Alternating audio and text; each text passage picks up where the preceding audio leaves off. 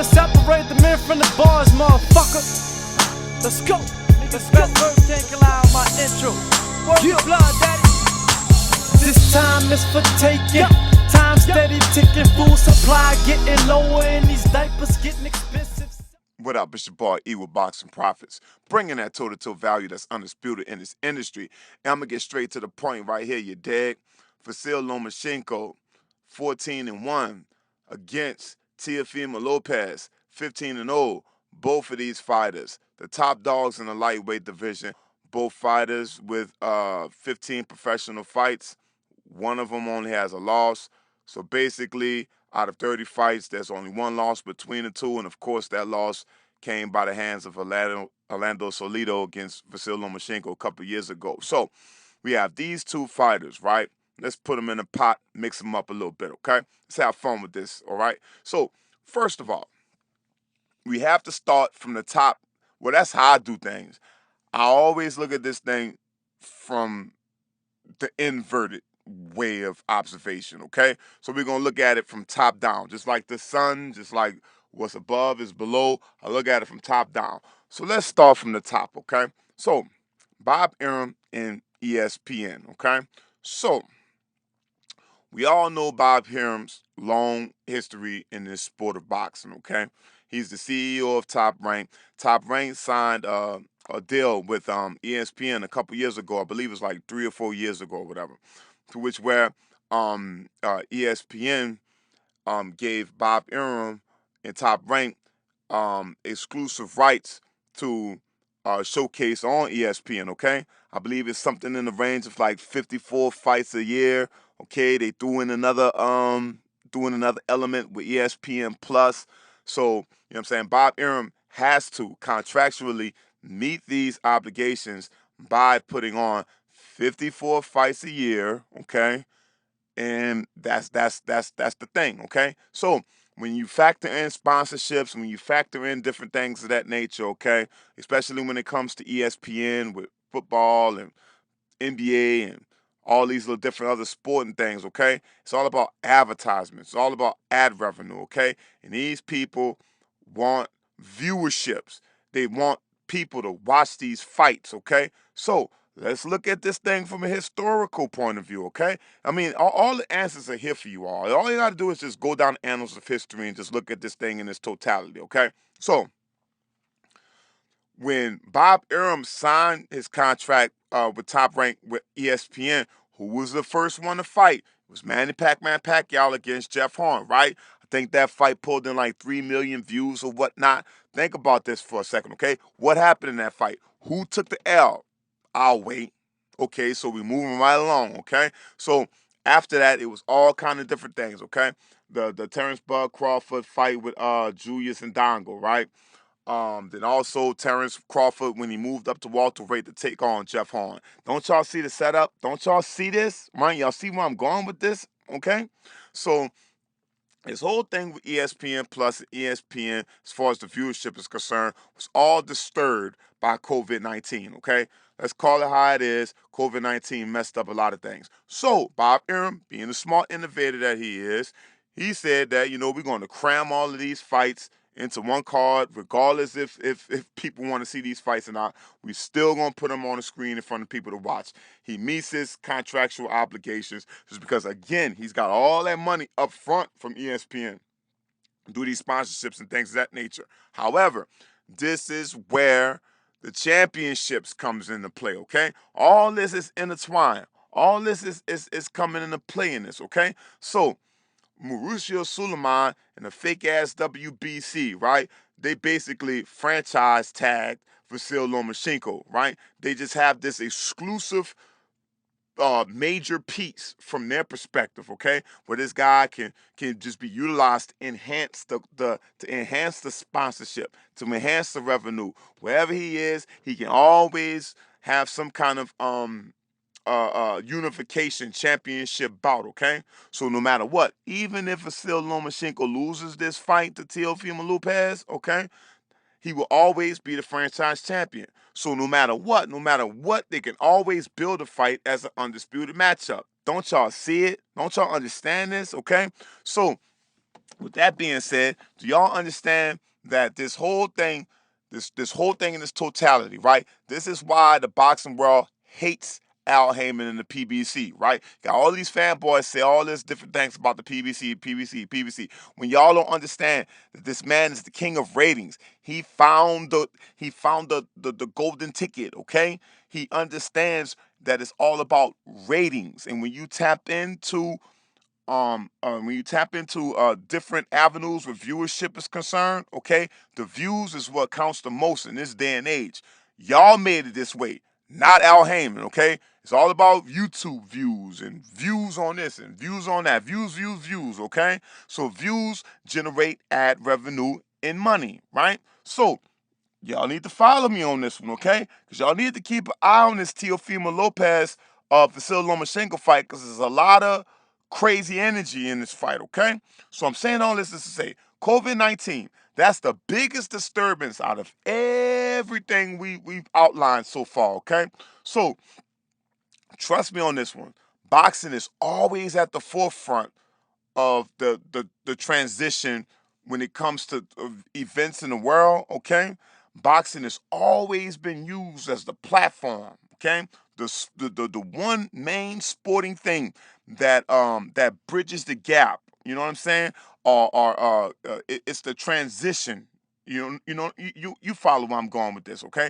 Boxing is always used. You can go back to every event in the past 100 years, and there was always a big boxing match, right? That kind of picked up the hopes of the economy of the people. Okay, it's always that fight. All right, you go to the Great Depression, you can find it. Go to World War II, you can find it. You go to the Vietnam War, you can find it. You go through all of the different events that's taking place in this world. Okay, boxing has always had a well-timed connection where they kind of link the trends, okay? All right, so I gave y'all a little brief historical boxing observation, okay? And I'm putting all this together in totality because this is the fight in the Mike Tyson and Roy Jones Jr. fight, who I'm gonna touch on briefly here in a second. But these are the two fights. These are the two things that's going to be used as the transitional circuit from where we are now, where we were in the past, and in the future, okay? Everything is all about viewerships, okay? Viewerships and streams, okay? Don't y'all understand this, okay? And every time they need an okie doke, okay? They need something that's going to get people talking about this thing, okay? They need an okie doke. So I'm telling you right now, Vasyl Lomachenko, Teofimo Lopez, they need an okie doke in this fight. And I believe in my heart that it's going to be Vasyl Lomachenko. You think that it was some kind of coincidence? You think it was some kind of macho shit that Vasyl Lomachenko said he was going to give up $200,000 of his purse to make the fight? What? Here it is. You the unified champion. You the franchise champion. You know what I'm saying? This is the most money you're going to make in your boxing career, okay?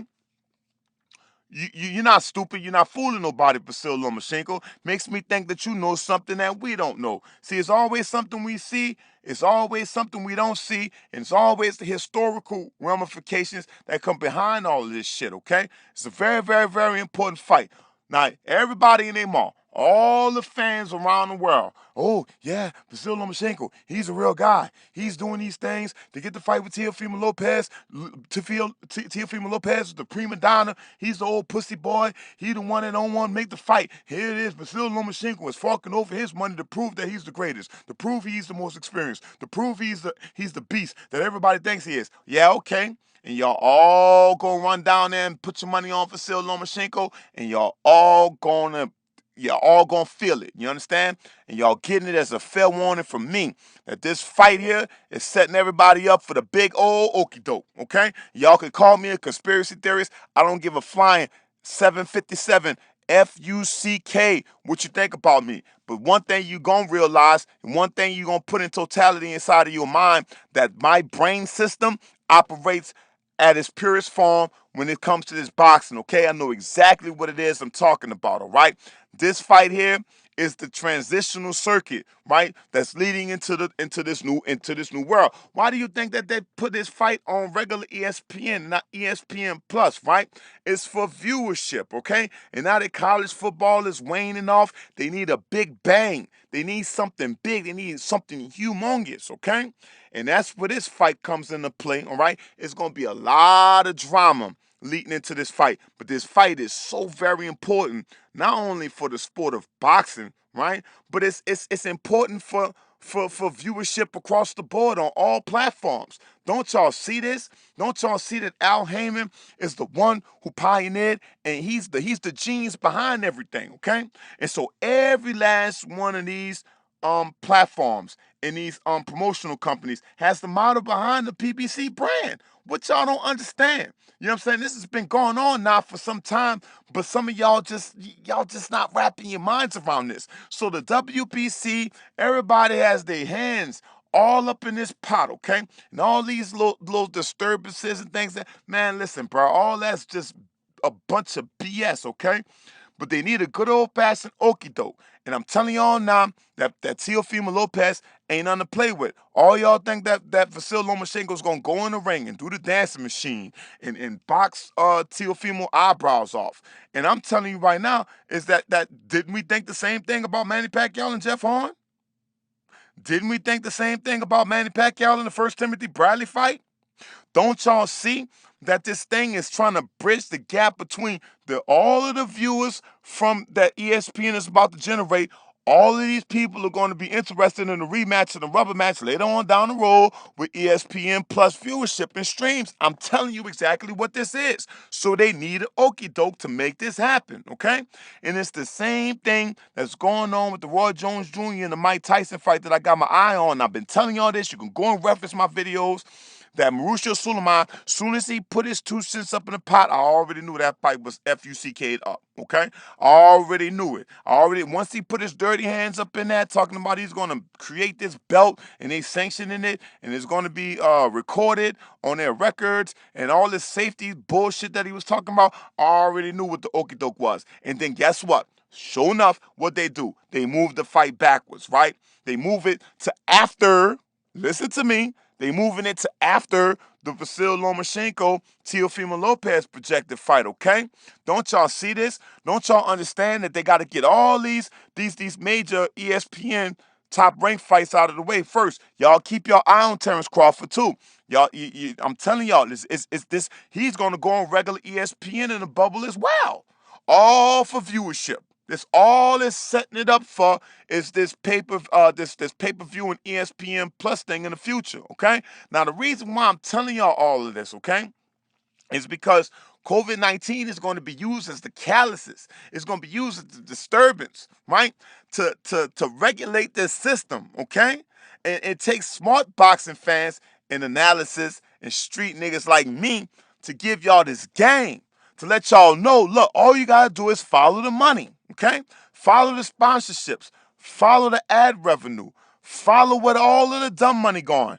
All this sleeping money that's being consolidated right now, I'm telling you right now, don't fall for the okie doke when it comes down to this fight. I'm telling y'all right now that Teofimo Lopez is going to defeat Vasyl Lomachenko. Y'all heard it here first. I'm telling y'all going to read it and weep. If y'all think that Vasyl Lomachenko, with all this energy, with all this COVID-19, with all this stuff that's going on with this funny franchise belts and these sponsorships needing championship fights to put on for ESPN viewership, all right? Y'all gonna understand this game. Do y'all understand who's behind ESPN with Disney? Do y'all see what Disney's doing with the world right now? I'll wait. Y'all go do your own research. Anyway, I said all that to say is I'm still riding with Teofimo Lopez. Y'all can play dumb if you want to. He's going to defeat Vasyl Lomachenko because this one of those fights that's got to be, you know what I'm saying, stretched out and drawn out. You know what I'm saying? It's just one of those circumstances. This is just the way it's got to be done. It is what it is. Y'all keep a close eye on Terrence Bud Crawford. And not only that, I wanted to touch on something else. Don't y'all know how important this Eleider Alvarez and Joe Smith fight is too? right? And the two Russians that's got a fight later on with the lightweight division with that WBO. That's another championship fight that Top Rank is setting up for before the end of this year. Y'all mark my words on it. Anyway, let me know how you guys feel about it in the comment section below. It's your boy E with Boxing Profits signing out until the next one. Holla at your boy 100. Woo, out.